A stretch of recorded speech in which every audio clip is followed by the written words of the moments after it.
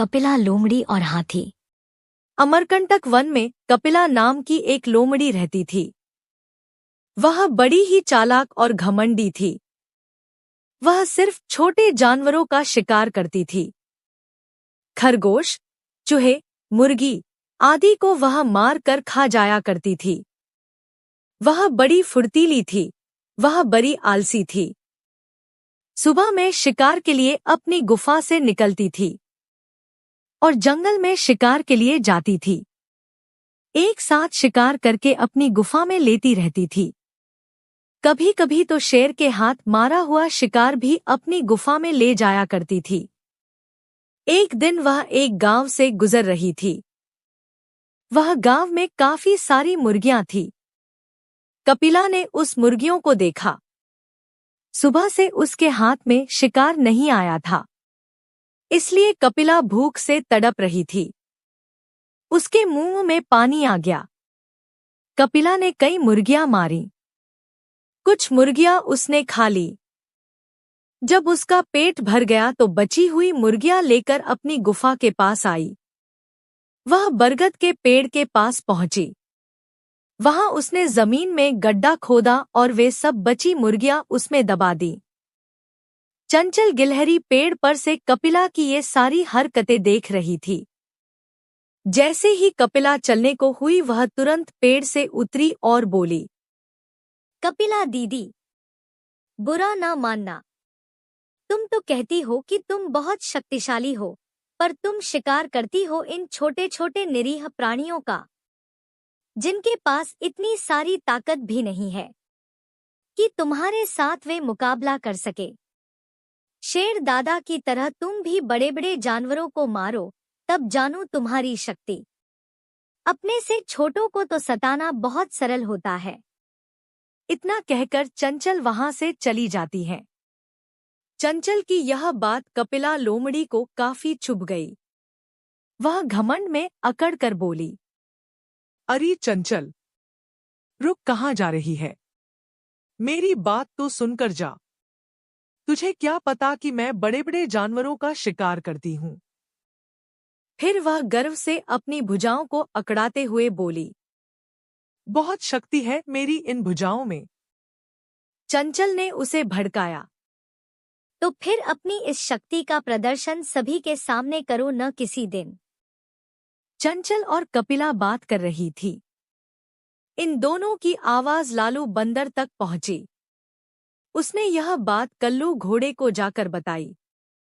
कल्लू घोड़ा, लालू बंदर, श्याम चिड़िया आदि बहुत से अन्य जानवर भी इकट्ठे हो गए थे। लालू बंदर बड़ा चंचल था। वह किसी की भी लड़ाई में देखने के लिए चला जाता था। तभी लालू बंदर लोमड़ी से कहता है, तो फिर मौसी दिखाओगी कब अपनी कुशलता? लोमड़ी के मुंह से बात निकल चुकी थी। भरी पंचायत में अब कपिला लोमड़ी अपनी बात से पीछे भी कैसे हट सकती थी? यह तो किसी भी हाल में सबको दिखाना चाहती थी कि वह कितनी बलवान है। लेकिन यह कैसे कर सकती थी? उसने सोचा। तभी उसके दिमाग में एक युक्ति सूझी। वह बोली, अभी तो मैं कुछ काम से अपनी बहन के घर जा रही हूँ। अभी तो शिकार करना मुमकिन नहीं है। लेकिन आज से ठीक 1 महीने बाद इसी वृक्ष के नीचे अपनी शक्ति दिखाऊंगी। सभी लोग अगले महीने में इसी पेड़ के पास आना। इतना कहकर कपिला लोमड़ी वहां से चली जाती है और सभी जानवर वहां से तितर बितर हो गए।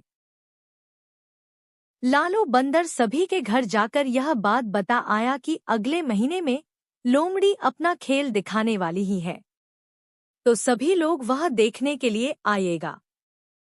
कपिला लोमड़ी उसी दिन से सोचने में लग गई कि बड़े जानवर का शिकार कैसे करें। वह अपनी गुफा में बड़े जानवर का शिकार करने की खूब मेहनत करती थी, लेकिन कुछ फायदा नहीं होता था। इसी तरह दिन बीतते गए। अब वह दिन भी आने वाला था। अब यहाँ लोमड़ी बहुत चिंतित थी कि वह अपनी शक्ति कैसे दिखाए। तभी वह पास के जंगल में चली गई। वहां खुखार नामक शेर रहता था।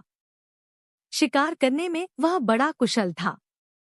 उससे कई जानवर उससे डरते थे, यहाँ तक कि कोई भी जानवर उसकी गुफा से पसार होने से कतराता था। शेर ने जब हिरण का शिकार किया तो लोमड़ी ने देखा।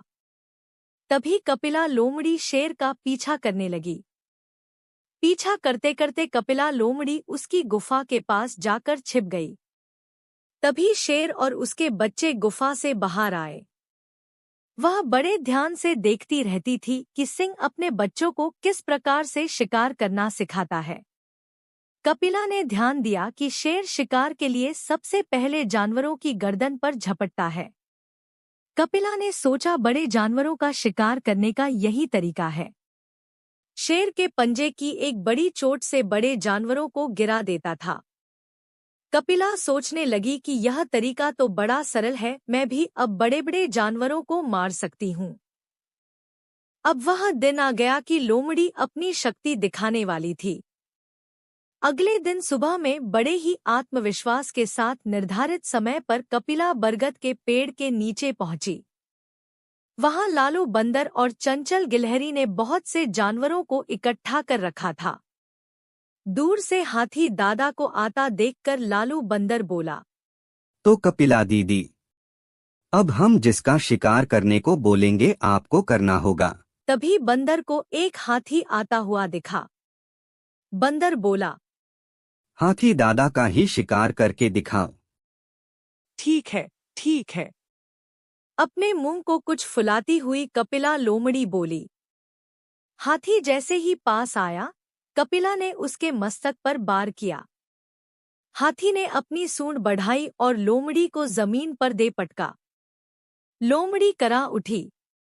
उसकी 2-4 हड्डियां टूट गईं। कमर को सहलाती हुई कपिला बड़ी मुश्किल से उठी। हाथी दादा की जय, हाथी दादा की जय के नारों से सारा जंगल गूंज उठा। कुल्लू घोड़ा बोला, देखा कपिला दीदी, घमंडी को कैसा फल मिलता है। लालू बंदर बोला, तुम्हें सबक इसलिए दिया गया है कि तुम छोटे प्राणियों को बहुत मारने लगी हो। खाती हो फिर बचे हुओं को गाड़ भी देती हो। आज से तुम कीड़े मकोड़े खाया करोगी। चंचल गिलहरी कह रही थी। कपिला दीदी, देखा तुमने कि आवेश में काम करने का क्या फल मिलता है। हमें हर स्थिति में शांति और विवेक से काम लेना चाहिए।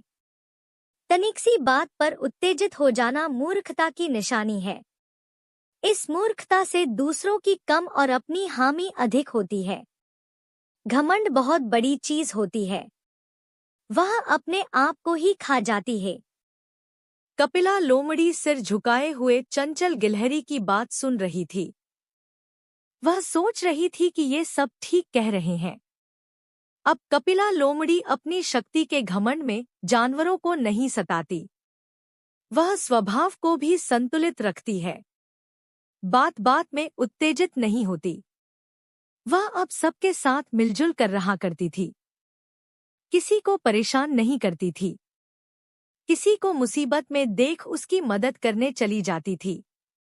ऐसी ही इंटरेस्टिंग कहानी के लिए हमारे चैनल को सब्सक्राइब करना ना भूलें।